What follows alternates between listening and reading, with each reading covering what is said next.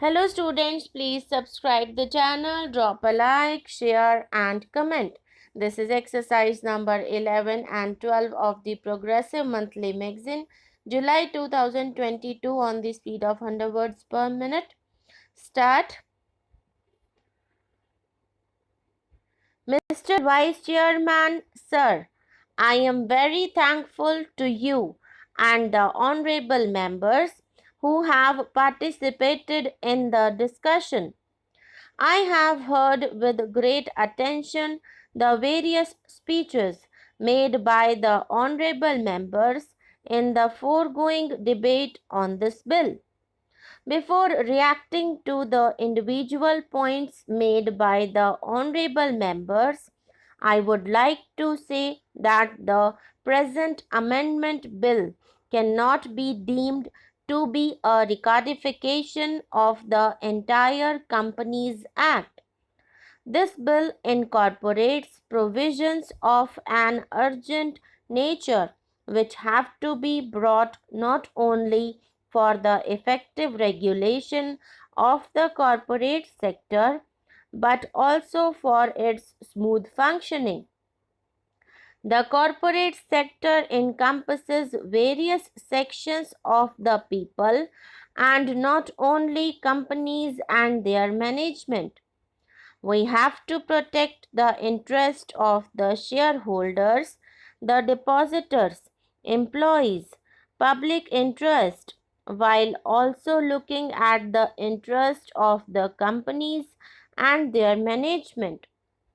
If we go carefully through the various provisions embodied in the bill, you will find that the different provisions have taken care of the interests of different sections of the people.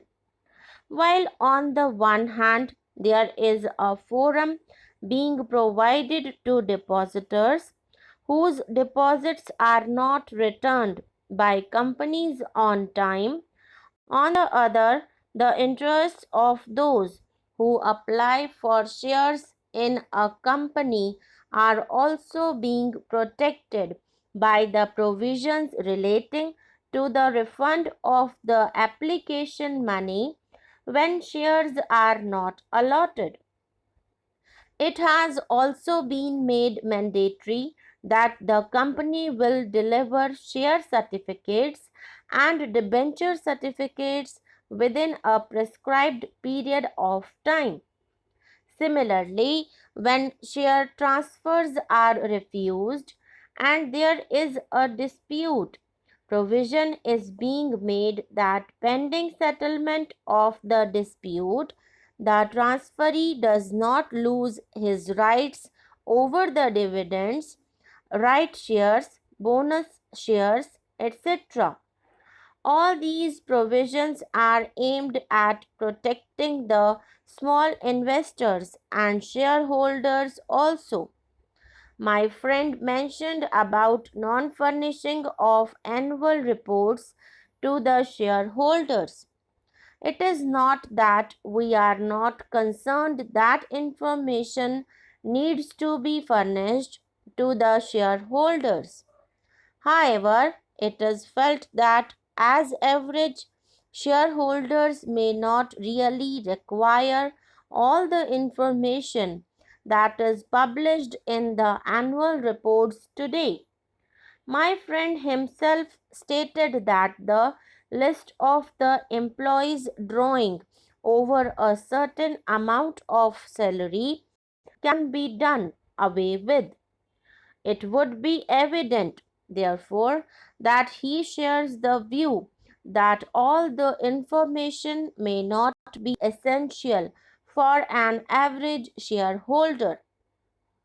Sir, it is, therefore, fully in order that the company should be asked to supply only such information as may be prescribed by the government to a shareholder in the first instance, and only those shareholders who really require the entire information in the annual report should be provided with it.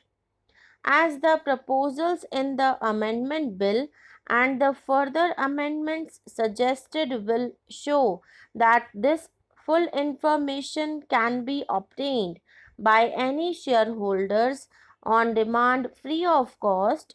It cannot, therefore, be said that the interests of the shareholders are not being adequately safeguarded. So far, the small depositors whose deposits were not being refunded by the company in time had no remedy under the Companies Act. He had to go to the civil court to enforce his claim.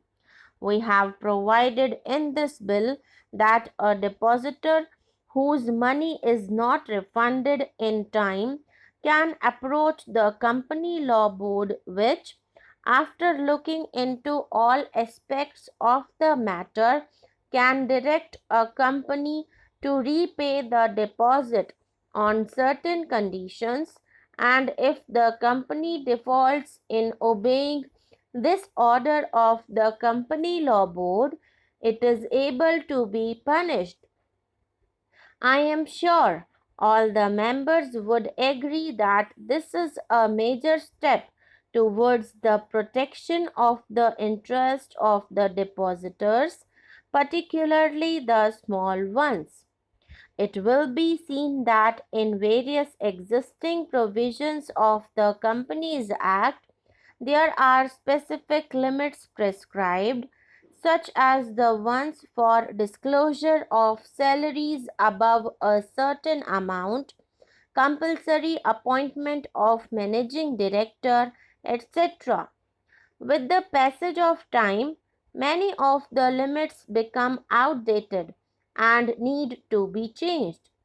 It is felt that flexibility in these matters would be of great benefit, and with this aim, it has been provided that these provisions be changed to such limits as may be prescribed by the government.